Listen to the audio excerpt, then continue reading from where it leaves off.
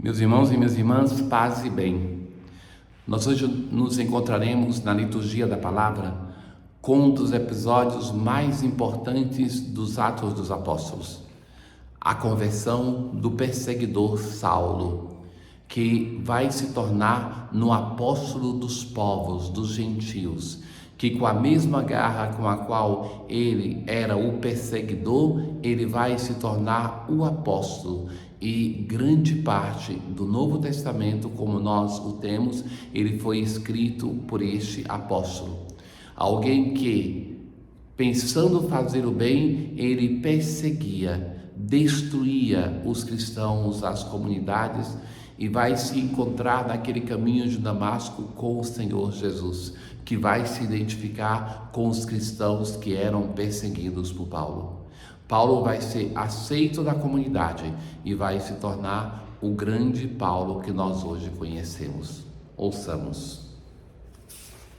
Na antífona de entrada de hoje, o cordeiro que foi imolado é digno de receber o poder, a divindade, a sabedoria, a força e a honra. Aleluia. O cordeiro imolado. Assim, muitas vezes, nós chamamos o Senhor Jesus nesse tempo. É uma citação do livro do Apocalipse, aonde Jesus é comparado com aquele cordeiro da noite da Páscoa de Israel. O cordeiro imolado que deveria ser consumido todo, ainda na escravidão do Egito, para se prepararem para a partida, para a libertação. Dos Atos dos Apóstolos, naqueles dias, Saulo só respirava ameaças e morte contra os discípulos do Senhor. E ele começa uma viagem porque ele tinha recebido a autorização para colocar na prisão, depois de ter feito isso em Jerusalém, todos os cristãos de Damasco. E assim então, estando a caminho, Paulo é cercado por uma luz. Caindo por terra vai ouvir: Saulo, Saulo, por que me persegues? Vejam, meus irmãos, que é muito interessante notar que Saulo não conviveu com Jesus nesta terra. Ele se converte depois da ascensão do Senhor.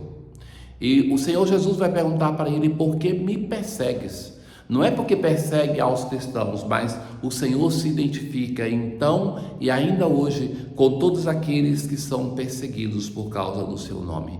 Quando fizerdes isso a um desses meus irmãos pequeninos, é a mim mesmo que o fazeis. Paulo não o conhece e vai perguntar: quem és tu, Senhor? Eu sou Jesus, a quem tu estás perseguindo. Agora levanta-te, entra na cidade e ali te será dito o que deves fazer. Paulo obedece e então vai se dizer assim, que aqueles que estavam com ele não entendiam, porque ouviam a voz, mas não viam nada. Eles não entendem aquilo que é destinado a este perseguidor. Então, pegaram nele pela mão, e ele ficou 3 dias sem comer, sem beber e sem enxergar nada. Ali então o Senhor vai dirigir, e é interessante, vai dirigir a sua palavra a Ananias. Esse episódio narra um Deus que toma cuidado de cada passo, porque aquilo que está acontecendo é grandioso, não somente para Paulo, mas para a igreja nascente, para nós hoje. O que seria da igreja de hoje, se não fosse esse grande apóstolo Paulo? O Senhor vai dirigir-se a Ananias e vai dizer: levanta-te e vai à rua que se chama direita. E numa visão, então, Paulo vai ver Ananias que impõe a mão sobre ele. Como eu dizia, Deus que vai cuidando de cada um desses passos, como a dizer assim, que nada pode dar errado. E então Ananias vai rejeitar, porque conhece a fama de Saulo. Vai dizer: Senhor, ele é um perseguidor voraz, que atacou os irmãos de Jerusalém. E agora sabemos que ele vai vir para fazer a mesma coisa em Damasco. E o Senhor vai dizer: vai, porque esse homem é um instrumento que escolhi para anunciar o meu nome aos pagãos, aos reis e ao povo de Israel. Eu vou mostrar a ele quanto ele deve sofrer. E então Ananias chega e vai impor as mãos sobre Saulo. Ananias vai dizer: Ele, o Senhor, me mandou aqui para que tu recuperes a visão e fiques cheio do Espírito Santo. Nesse momento caíram como que escamas dos olhos de Paulo. Saulo é batizado e logo depois do batismo começou a pregar nas sinagogas, afirmando que Jesus é o Filho de Deus. Nós começamos a leitura de hoje conhecendo um Saulo perseguidor e ao final nós vemos o Saulo que começa a anunciar com toda a vivacidade o Senhor Jesus. Nós hoje rezamos com o menor dos salmos do Saltério, mais denso naquilo que é o chamado a todos os povos para se unir em um único louvor. Cantai louvores ao Senhor todas as gentes, pois comprovado é seu amor para conosco, para sempre Ele é fiel. Na aclamação ao Evangelho de hoje, quem comer a minha carne e beber o meu sangue, em mim permanece e eu vou ficar nele.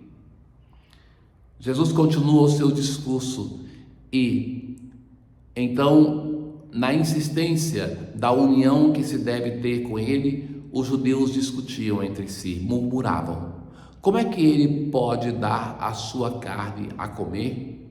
Então Jesus vai dizer: em verdade vos digo, se não comerdes a carne do Filho do Homem e não beberdes do seu sangue, não tereis a vida em vós. Veja que o discurso de Jesus, que começa para a multidão, se torna agora um discurso para com os judeus, as lideranças de Israel. E nesse momento chega o momento mais crítico. Por quê? Desde quando Deus determina fazer sacrifícios com os animais, o povo é orientado a comer a carne, jamais beber o sangue, que o sangue era o símbolo da vida que pertence a Deus. De fato, nos sacrifícios, o sangue escorria pela pedra do altar, que era destinado ao Senhor, e os seres humanos não comiam. Então, quando Jesus fala da necessidade de comer da sua carne, beber do seu sangue, isso para o judeu é algo que é inimaginável, é algo que é sacrílego. Mas, por outro lado, tem uma coisa aqui que teologicamente é belo, que dos animais do Antigo Testamento, Deus dava somente a carne, mas do seu Filho, Ele dá a carne e dá o sangue, para que nós tenhamos a vida em abundância.